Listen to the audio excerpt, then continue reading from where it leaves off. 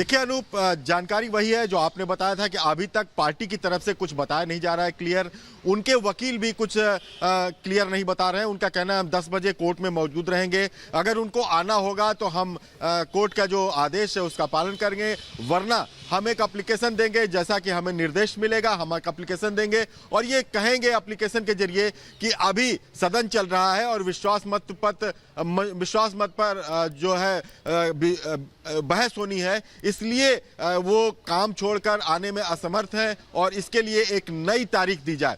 तो ये दो चीजें हैं और जहां तक पार्टी का सवाल है, पार्टी की तरफ से भी कोई कुछ भी कहने को तैयार नहीं है, कोई इस तरह की सूचना नहीं है और ये चीजें 10 बजे, अभी थोड़ी देर बाद करीब 10 बजे क्लियर होगा कि अरविंद केजरीवाल का आखिर पार्टी का रुख क्या है, उनका रुख क्या है। वो कोर्ट में आते हैं, अगर आते हैं तो फिर आगे क्या कार्रवाई होती है, क्या कोर्ट तारीख देती है कि आप इस तारीख को ईडी के सामने पेश होइए, या फिर अगर एप्लीकेशन लगाते हैं इन कारणों को बताते हुए कि सदन का आवश्यक कार्य चल रहा है, हमें विश्वास मत पर बहस करनी है, तो कोर्ट के ऊपर डिपेंड करता है कि कोर्ट उनको अगली तारीख देती है तो कब की देती है और उन्हें पेश होने को फिर से एक बार कहा जाता है। ये सारी चीजें देखने की बात होगी, लेकिन महत्वपूर्ण ये भी होगा कि उस दौरान ईडी भी मौजूद रहेगी और ईडी के वकील भी हो सकता है कि अपनी दलीलें पेश करें और वो भी कोशिश करें कि जल्द से जल्द तारीख दी जाए और जो 19 तारीख की तारीख दी गई है उसमें मांग कर सकती है ईडी की 19 तारीख को पेश करने। अखिलेश जी, देखना होगा कि आज अरविंद केजरीवाल पहुंचते हैं या नहीं, या फिर कोर्ट से अगली तारीख कोई मिल जाती है। दीपेश के पास भी हम चलते हैं। दीपेश, अरविंद केजरीवाल के आवास के बाहर से वहां किस तरह की हलचल दिख रही है दीपेश? और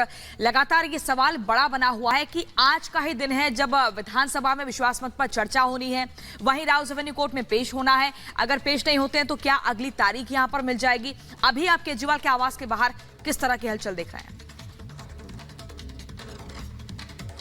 देखिए, निगाहें जो है वो पूरे देश के आज इसी अब जगह पर टिकी हुई है, सिविल लाइन में, जहां पर मैं मुख्यमंत्री अरविंद केजरीवाल के आवास के बाहर मौजूद हूं। दरअसल सबसे बड़ा कारण यह है कि अब ये देखने वाली बात होगी कि इस दरवाजे से जब गाड़ियां निकलेंगी तो वो किस तरफ रुख करती हैं। क्या वो विधानसभा की तरफ जाने वाली हैं या फिर राउज एवेन्यू कोर्ट की तरफ जाने वाली है? क्यों? क्योंकि सबसे बड़ा कारण यह है कि दोनों ही संवैधानिक तौर पर महत्वपूर्ण काम हैं और अब ये देखने वाली बात होगी कि किसको प्रायोरिटी दी जाती है या फिर दोनों को साधा जाता है। ये आने वाला वक्त बताएगा। लेकिन आज सबसे महत्वपूर्ण और दिलचस्प यह रहने वाला है कि अगर राउज एवेन्यू कोर्ट में मुख्यमंत्री अरविंद केजरीवाल पेश होते हैं तो फिर क्या उन्हें कोर्ट के साथ साथ ईडी के सवालों का भी सामना करना पड़ेगा 19 तारीख के लिए? क्यों? क्योंकि अगर वे कोर्ट में पेश होते हैं तो फिर 19 तारीख को उन्हें ईडी के जो सवाल जवाब के उसका सामना करना पड़ेगा। लेकिन अगर वे वहां नहीं जाते हैं तो फिर वे विधानसभा में मौजूद रहेंगे और उनके द्वारा कल लाया गया विश्वास मत प्रस्ताव जो है उस पर चर्चा होगी और फिर वोटिंग होगी। अब सवाल यहां यह खड़ा होता है कि जब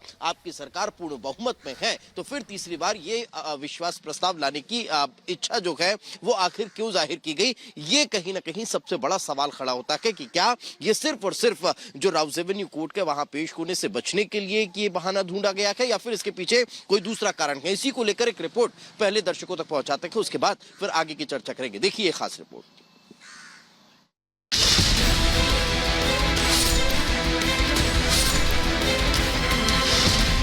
क्या गिरफ्तारी होगी जल्द, इसलिए आया विश्वास मत?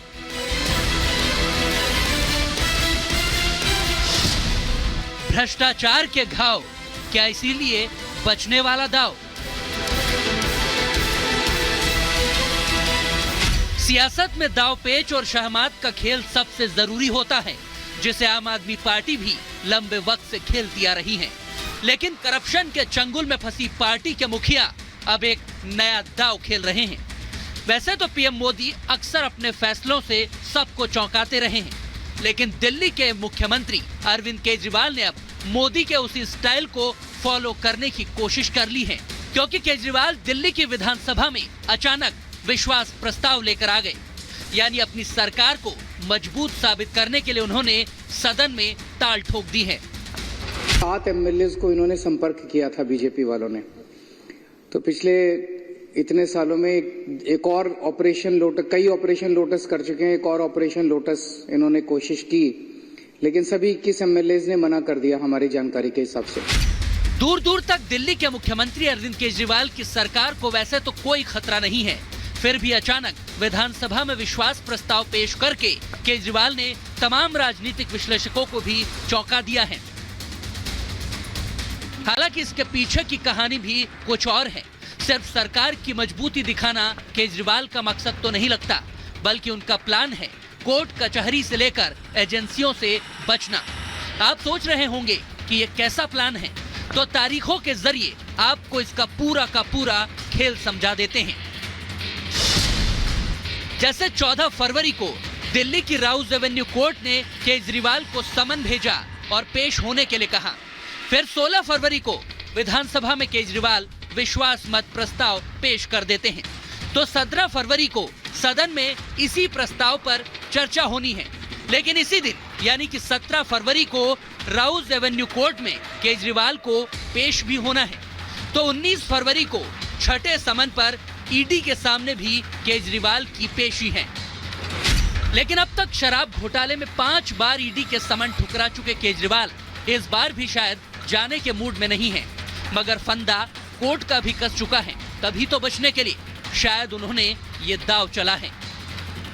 अरविंद केजरीवाल जी अपनी सरकार के एमएलओ पे विश्वास नहीं करते और खुद अपनी सरकार के लिए ही विश्वास मत ला रहे हैं। वो जानते हैं करप्ट अरविंद केजरीवाल जी को एमएलए नहीं पसंद करते। वो डरे हुए हैं कि 19 तारीख को अगर उनके ऊपर कार्रवाई होगी तो एमएलए उनका बाद में साथ नहीं देंगे और वो मुख्यमंत्री नहीं रह पाएंगे। एमएलए उनको नहीं पसंद करते, इसलिए आज वो विश्वास प्रस्ताव खुद ही ला रहे हैं ताकि अगले 6 महीने तक विश्वास प्रस्ताव ना लाना पड़े। दिल्ली के बजट सत्र में विश्वास मत पर पॉलिटिक्स और भी तेज होनी है, लेकिन केजरीवाल इसे बीजेपी को घेरने का हथियार बनाने में लगे हैं, क्योंकि केजरीवाल ने आरोप लगाया है कि बीजेपी उनकी पार्टी के विधायकों को खरीदने की कोशिश कर रही है। इस सनसनीखेज आरोप के बाद बीजेपी भड़क गई।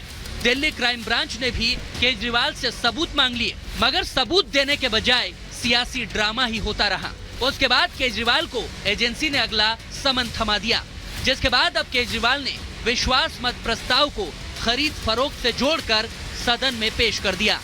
शराब घोटाले की आड़ में गिरफ्तार करके आम आदमी पार्टी के सभी नेताओं को इन्होंने गिरफ्तार कर रखा है, गिरफ्तार करके, और इनका मकसद दिल्ली के अंदर सरकार गिराना है। चुनाव नहीं जीत सकते तो किसी भी तरह से ये इनके इन प्रकार सरकार गिरा के और सरकार बना लो यहाँ पे।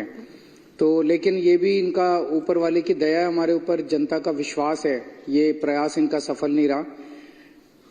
तो ये देखने के लिए और जनता को दिखाने के लिए कि हमारा एक भी एमएलए नहीं टूटा, हमारे सारे के सारे एमएलए आज भी हमारे साथ हैं। वैसे तो ना केजरीवाल का ये आरोप नया है और ना ही विश्वास मत प्रस्ताव लाने वाला उनका दाव, क्योंकि इस कार्यकाल की बात करें तो केजरीवाल पहली बार 29 अगस्त 2022 को भी प्रस्ताव पेश कर चुके हैं। इस दौरान उन्होंने बीजेपी पर विधायक खरीदने का ही आरोप लगाया था।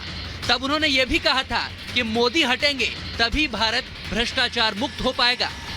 दूसरी बार 29 मार्च 2023 को भी केजरीवाल विश्वास मत प्रस्ताव लेकर आए और इस दौरान रात भर विधानसभा में आम आदमी पार्टी के विधायकों ने धरना दिया। उस दौरान एलजी विनय सक्सेना के इस्तीफे की मांग पर अड़े रहे। और तीसरी बार अब 16 फरवरी 2024 को केजरीवाल विश्वास मत प्रस्ताव लेकर आए हैं। इस पर उन्होंने बीजेपी पर गिरफ्तारी की साजिश करने का आरोप मढ़ दिया है और साथ ही साथ केजरीवाल ने दावा किया है कि आम आदमी पार्टी के विधायकों को 25-25 करोड़ रुपए में खरीदने का ऑफर दिया जा रहा है। वो एमएलए आए अलग अलग